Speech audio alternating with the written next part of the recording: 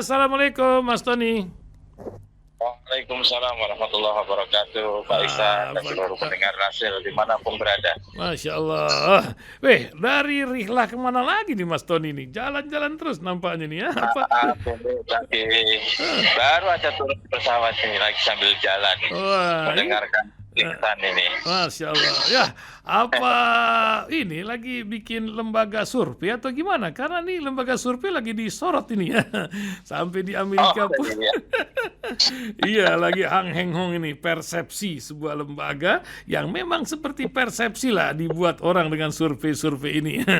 Di Amerika juga lagi seru urusan survei-survei ini. Nah, tapi Litbang Kompas mengatakan katanya Pramono lebih tinggi daripada Ridwan Kamil menyebabkan uring-uringan 12 partai yang mendukungnya itu. Itu menjadi bincang kita mungkin di awal ini. Belum lagi urusan Pak Presiden memilih Tiongkok menjadi tujuan awal dari rihlahnya pagi ini.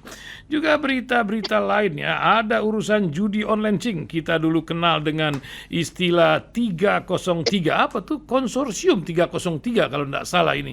Ini nampaknya menjadi ladang judi yang luar biasa di tengah pengangguran. Susahnya ini pengangguran di Indonesia ini, walaupun kerja 1 jam dalam sepekan, katanya tuh dibilang nggak nganggur gitu. Ini dia yang menjadi masalah. Mungkin ada yang ingin disampaikan untuk pencerahan pendengar kita di 22 negara maupun di berbagai tempat di Indonesia. Silakan Bang Mas Tony Rosid. Baik, kita mulai dari Jakarta dulu terkait dengan lembaga survei yang sedang panen tetapi ya menghadapi ujian pula atas hasil surveinya. Kita tahu bagaimana ketika poll tracking diberikan sanksi oleh persepsi ya, asosiasi survei, terus kemudian dia mengundurkan diri karena hasil surveinya memang beda.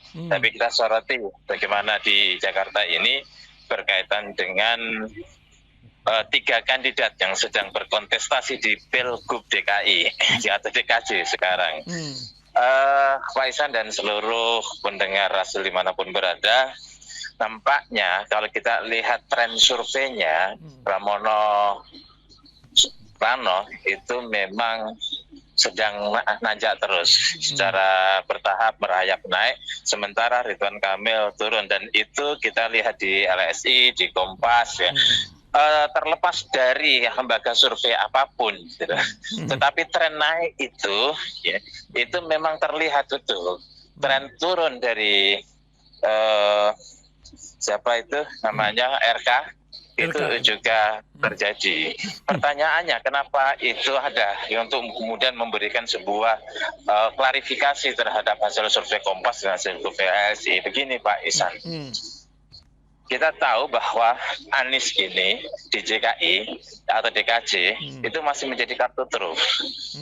Kemanapun Anies mendukung, maka itu akan menjadi sebuah keputusan siapa yang memenangi kontestasi di Pilgub DKI. Nggak usahlah Anies memberikan dukungan secara formal atau menolak secara verbal. Tetapi ketika Anies senyumnya itu kemana, matanya itu melirik kemana, ya itu akan bisa terjadi. Anies diam pun ini juga akan menjadi sesuatu yang cukup bisa menghambat Ridwan Kamil. Kenapa? Karena betapa kecewanya para pendukung Anies ini terhadap PKS yang sekarang mengusung Ridwan Kamil. Ini problem serius, dan ternyata problem ini tidak mampu diatasi oleh PKS sendiri yang dianggap sebagai sumber masalah berkaitan dengan elektabilitas yang rusak dari Ridwan Kamil Suswono. Tetapi kita lihat Ridwan Kamil berupaya untuk mengatasi itu, memuji program Anies ingin melanjutkan, ya mengapresiasi program Anies ingin melanjutkan, tetapi nampak sekali bahwa itu tidak begitu berpengaruh secara signifikan. Kekecewaan publik terutama para pendukung Anies kepada Ridwan Kamil yang dianggap sebagai biang kerok dalam tanda kutip ya, biang kerok kegagalan Anies nyagup ya, ini yang kemudian menjadi isu utama yang membuat para pendukung Anies tidak ke Ridwan Kamil. Begitu Pak Ihsan. Dan agak sulit rasanya Ridwan Kamil untuk memenangi di Pilgub. Bagaimana kalau tidak menang di kontestasinya? Nah, ini juga akan kita belum tahu siapa yang menang. Tapi andai saja tidak menang misalnya, itu agak sulit. Dan Jakarta beda dengan tempat lain, Pak Ihsan. Kalau tempat lain bisa ada intervensi oleh kekuasaan yang cukup leluasa, tapi Jakarta tidak. Dan terbukti memang intervensi kekuasaan yang luar biasa 2017 ya terhadap Anies yang ingin memenangkan Ahok ternyata gagal itu. Ini adalah sebuah referensi. Kenapa? Karena memang Jakarta itu sempit, tidak terlalu luas Jakarta ini. Kemudian Jakarta itu daerah perkotaan bisa tempuh itu dijangkau oleh siapapun. Masyarakat Jakarta itu masyarakat yang kelas menengah atas, pemilih rasionalnya jauh lebih tinggi daripada tempat-tempat yang lain. Banyak alasan yang kemudian Jakarta sulit untuk diintervensi oleh kekuasaan. Meskipun Ridwan Kamil didukung oleh partai kekuasaan Kim Plus dan juga Ridwan Kamil didukung ketemu sama Pak Prabowo, tetapi karakter Pak Prabowo juga berbeda dengan Pak Jokowi yang intervensinya dulu luar biasa. Pak Jokowi nampaknya Pak Prabowo itu tidak terlalu kuat intervensinya, memberikan ruang di dalam pilkada itu terhadap kontestasi siapapun, meskipun itu adalah calonnya sendiri. Nampaknya memang kalau lihat tren ini sulit, dan dampaknya bagi PKS ini berat. Di Jawa Barat sulit sekali bagi PKS untuk memenangi kontestasi, apalagi Jawa Barat memang Sevo dan memang PKS sudah bukan menjadi pemenang, terus kemudian partai penguasa, dan nampaknya berharap satu-satunya paling besar itu di mana itu namanya di Jawa Barat. Lalu kalau sampai kemudian di Depok juga PKS kalah, ya menurut saya itu adalah bagian daripada kiamat sugro PKS untuk kontestasi ke depan.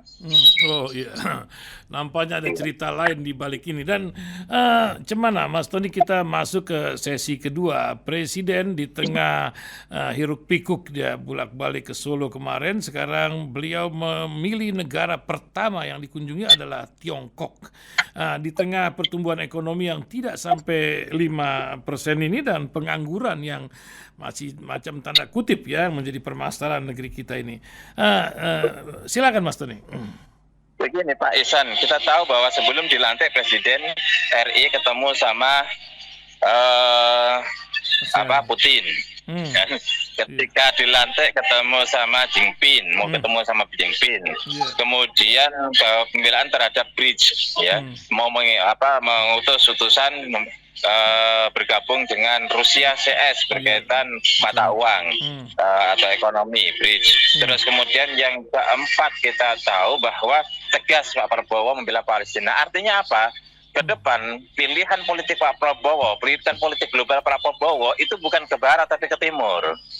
Ya, bergabung dengan Rusia, dengan China, ya, dan dengan negara-negara yang memang berada di lingkaran China, Rusia dan sebagainya, tidak blok kepada Amerika. Kita coba menebak-nebak ya. Apakah ini ada faktor flashback ya, faktor histori ya, atau kemudian juga ada faktor futuristik atau masa depan. Faktor histori begini, Prabowo itu kan punya masalah dengan Amerika yang bertahun-tahun tidak bisa masuk ke Amerika karena dianggap pelanggar HAM. Ya, apakah ini juga menjadi salah satu variabel yang kemudian membuat Prabowo tidak ke sana? Kemudian yang kedua, apakah Prabowo membaca bahwa Amerika ke depan sudah tidak seksi lagi, ya, terutama dari sisi politik dan ekonomi? Apakah Amerika ke depan itu mulai melemah? Apakah memang Amerika setelah dihitung memang tidak memiliki kekuatan yang selama ini menjadi superpower, dan akan bergeser kepada bergeser kepada timur, di mana Rusia bergeliat, China bergeliat, atau kemudian faktor yang ketiga jauh lebih menguntungkan kerjasama bilateralnya dengan China, dengan Rusia dan CS-nya daripada kemudian dengan Amerika. Ini perlu dilacak ya, apakah tiga faktor ini memberikan pengaruh kepada keputusan. Tetapi yang jelas dan tegas, clear, bahwa Prabowo itu akan membawa politik global Indonesia di 5 tahun yang akan datang itu dengan Rusia, China, CS ke timur, bukan ke barat. Itu Pak Ihsan. Terkait dengan pengangguran, ya, kalau orang bekerja 1 hari dengan pengangguran, ya, Itulah yang kemudian membuat kita, Pak Ihsan, Iya. ekonomi kita jeblok, pertumbuhan ekonomi kita itu di bawah 5, itu ironi, Pak Ihsan. Iya. Jadi saat ini itu pertumbuhan, bahkan beberapa bulan, itu pertumbuhan ekonomi kita beberapa kuartal ya, pertumbuhan ekonomi kita itu di bawah 5%. Kalau kita tanya kepada para ekonom, pertumbuhan ekonomi 5% itu presiden tidur, nggak usah ngapa-ngapain aja 5%. Kalau berjalan secara normal. Berarti Kalau pingsan. pertumbuhannya di bawah 55%, itu bukan tidur, itu ngorok itu. Iya. Nah, ini kalau menurut para ekonom, ya, menurut para ekonom. Jadi itu satu. Kemudian yang kedua, kita mengalami 5 bulan masuk bulan ke-6 ini deflasi. Daya beli masyarakat merosot. itu semakin lemah, yang pada akhirnya banyak pabrik yang harus mem-PHK, banyak pabrik kemudian tutup, menambah angka pengangguran, menambah otomatis angka kemiskinan. Yang kemudian dikatakan, oh nggak nganggur itu, satu hari itu dia ada di Jalan Fatmawati, kemudian disuruh bersih-bersih got, seminggu sekali nggak nganggur. Parah ini. Itu. Gitu. Jadi ya memang ada pekerjaan formal, ada sektor formal, ada ukurannya. Sektor formal pekerjaannya seperti apa dan dianggap pekerja itu minimal berapa jam dalam sepekan, kemudian atau berapa jam dalam sehari, ya sepekan lah seberapa jam. Kemudian sektor formalnya seperti apa. Saya pikir sebagai orang yang tidak banyak belajar ekonomi tapi sedikit lah belajar ekonomi, itu saya pikir standar yang dipakai kalau pengangguran itu perlu dipertanyakan lah gitu. Kemudian yang ketiga adalah kita lihat Pak Ihsan, ketika Prabowo dilantik, rupiah itu melemah. Iya, respon. Coba perhatikan. Ya, artinya apa? Respon pasar itu tidak positif gitu loh. Ya, nyatanya memang lemah dan kemarin ya saya hari ini belum mengecek ya. Kemarin 2 hari Jumat 2 hari yang lalu itu sempat tembus 2-3 hari yang lalu lah sempat tembus 15.800. Kemarin 15 itu 700 sekian. Sekarang 15.821. Artinya apa? Sejak memang Pak Prabowo dilantik itu ekonomi ada masalah di moneter. Rupiah menjadi melemah. Nah, ini padahal Amerika sedang berperang. Amerika sedang tidak baik-baik saja. Itu pun tidak kemudian memampukan rupiah kita naik, tapi justru melemah. Ya, berarti kan ini menunjukkan kita lebih tidak baik-baik saja daripada Amerika, kan begitu Pak Ihsan. Ya, tapi silakanlah ahli ekonomi itu seperti Sanuddin Nursi dan sebagainya untuk menganalisis ya bidang ini. Tetapi saya hanya lihat adalah terkait dengan politik. Kalau ya dukungan global itu besar, ya, maka dilihat dari pasar lah. Apakah pasar itu setelah dilantik itu positif atau negatif trennya? Itu saja. Dan kemudian ini menjadi sebuah pertanyaan publik. Nah, terakhir, Mas Tony, terakhir penutup ini. Ini di tengah ekonomi melemah, pertumbuhan melemah, kenapa kok judi online kok merengsek di negeri kita ini? Apakah ini menyatakan kesakit jiwaan orang membeli harapan atau memang ada penyakit apa di negeri kita ini? Orang miskin loh Mas Tony banyak. Silakan Mas Tony. Pendidikan. Mayoritas yang terlibat di dalam judi online itu kan orang-orang miskin, Mas. Orang yang memang sebagian sudah frustasi terhadap hidupnya karena didera oleh kemiskinan. Orang yang karena memang tidak memiliki perencanaan, tidak punya harapan perencanaan, kemudian tidak memiliki perencanaan masa depan, nggak buntu. Akhirnya dia menghayal, penuh dengan khayalan. Orang yang ingin melakukan sebuah perubahan, tetapi peluang untuk berubah itu tidak ada, atau perubahan yang tidak bisa dilihat, misalnya lah. Ya, ini soal peluang ini kan ada faktor kultural, ada faktor struktural. Faktor kultural itu apa? Ya karena memang dia malas, dia tidak malas berpikir, dia malas berupaya, dia kemudian malas melakukan perubahan. Akhirnya pengen perubahan instan, itu kultural. Tapi ada struktural. Memang negara tidak memberikan ruang yang begitu luas untuk masyarakat bertransformasi secara ekonomi. ya, termasuk karena faktor pendidikan yang rendah melahirkan SDM-nya rendah, SDM-nya rendah mengakibatkan etos kerja rendah, etos kerja rendah menghasilkan mengakibatkan pendapatan rendah, pendapatan rendah mengakibatkan kemiskinan, dan secara struktural ini ini dibiarkan, artinya tidak ada kesungguhan yang terukur dari pemerintah, dari negara, tidak ada kehadiran negara yang signifikan untuk memotong mata rantai, ya siklus antara SDM dengan kesejahteraan ini tidak hadir di situ. Ya kalau toh hadir itu hadirnya setengah hati, hadirnya tidak sungguh-sungguh.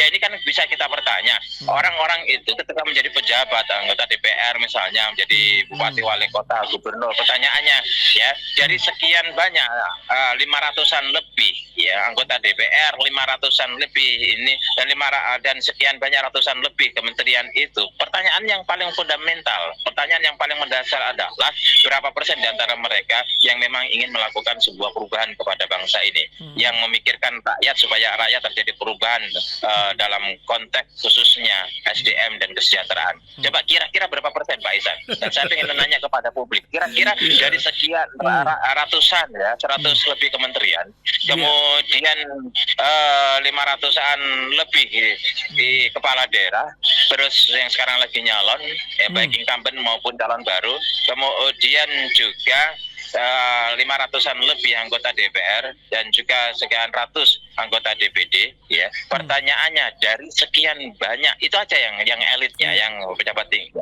Dari sekian banyak, berapa persen kira-kira yang mikirin rakyat, yang paham akan kebutuhan rakyat dan kemudian punya niat untuk untuk bekerja buat rakyat. Kira-kira berapa persen? Ada 5%? Yang saya ingat kalau persen-persen itu adalah APBN bocornya 40%. Itu yang saya ingat tuh. Oh, masa sih 40%? Itu kata saya dari 50%. Oh, 50 malah. Masya Allah. Ya, oh gitu. Kita bicara khusus terkait dengan ini soal kebocoran. Bagaimana kebocoran itu terjadi ya dari semua lininya, dari mulai kementerian dan itu sistematis betul, dan itu terstruktur masif, ya, sistematis, ya. Justru itu tertutur. Makanya kalau kemudian ada yang ketangkap kayak Lembong gitu kan, ya karena soal posisi saja. Sayangnya Lembong ada 2 posisi. Sekarang kasihan Pak Prabowo kelabaan, waduh kecolongan. Kenapa ini jadi akhirnya tanda kutip menganggap tidak berbuat apapun, ya, tetapi ya menganggap tidak berbuat apapun, tetapi itu terjadi pada pemerintahan Prabowo, dan akhirnya publik menjadi apatis, publik menjadi tidak simpati kepada Prabowo, apapun ceritanya ya. Kalau kemudian orang hukum berbahasa kita, bahasa formal kita, ya silakan hukum itu berjalan. Iya, itu kalau bahasa normatif, bahasa formal semua akan mengatakan seperti itu. Kalau tidak mengatakan seperti itu, ya salah. Harus mengatakan seperti itu. Tetapi pertanyaan kemudian, apakah nggak ada faktor politis? Itu. Ya, memang mendagri yang dulu itu ya, mendak yang dulu itu ya, emang nggak korupsi. Yang jelas-jelas Lembong sampai hari ini itu tidak menerima uang loh.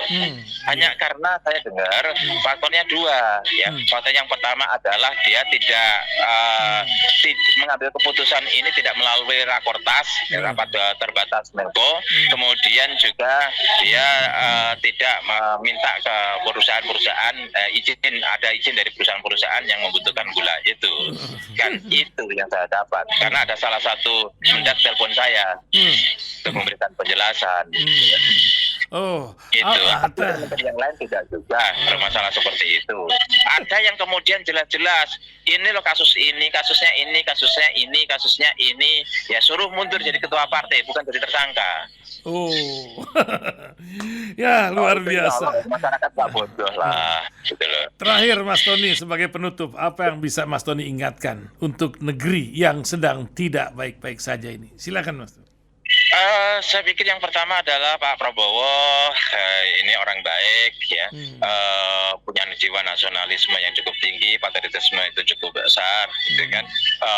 Kita berharap Pak Prabowo harus berjalan dengan visinya ya, kuat ya, kemudian tidak ditipu oleh lingkarannya, tidak mendapatkan informasi yang salah, jalan terus kalau ingin melakukan sebuah perbaikan pada negeri ini. Kemudian yang kedua, Pak Prabowo, ya, jangan dibayang-bayangi oleh dosa-dosa dari ya atau kebiasaan-kebiasaan yang berpotensi melahirkan ya ketertiban negara ini dari masa-masa sebelumnya.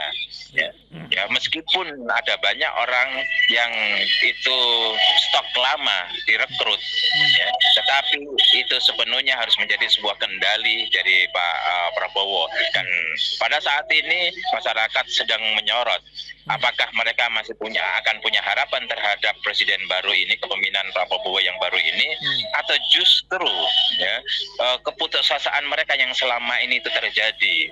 Ya, keputusasaan itu apa? Itu besar. Oh, itu kan orang oposisi itu apa? Sudahlah, itu faktanya ada bahwa ada keputusasaan publik, ada keputusasaan rakyat. Ya, apakah keputusasaan ini dengan hadirnya Pak Prabowo dengan semua semangatnya, ya jangan semangat aja, ya dengan bukti-buktinya itu pada akhirnya akan membuat masyarakat kemudian pelan-pelan memiliki harapan baru. Ini semua masyarakat itu umumnya, terutama diwakili oleh para aktivis, itu wait and see. Coba kita lihat, nggak banyak kok yang kritik Prabowo, hampir tidak ada. Para aktivis yang kemarin itu sangat kencang. Tetap Pak Jokowi sudah lengser, ya. Kritiknya masih ke Pak Jokowi, kritiknya kepada keluarga Pak Jokowi, tidak kepada Pak Prabowo. Itu artinya apa? Bahwa publik punya harapan cukup besar kepada Pak Prabowo. Jangan sampai harapan besar ini kemudian pupus hanya karena Pak Prabowo, gitu kan? Ya, hanya karena Pak Prabowo itu melibatkan diri terhadap masa lalu, ya masa lalu dari rezim yang lama, begitu, Pak Ihsan. Terima kasih, Mas Tony. Semoga sehat dalam perjalanannya dan Allah memberikan keberkahan, kemanfaatan. Assalamualaikum warahmatullahi wabarakatuh. Waalaikumsalam.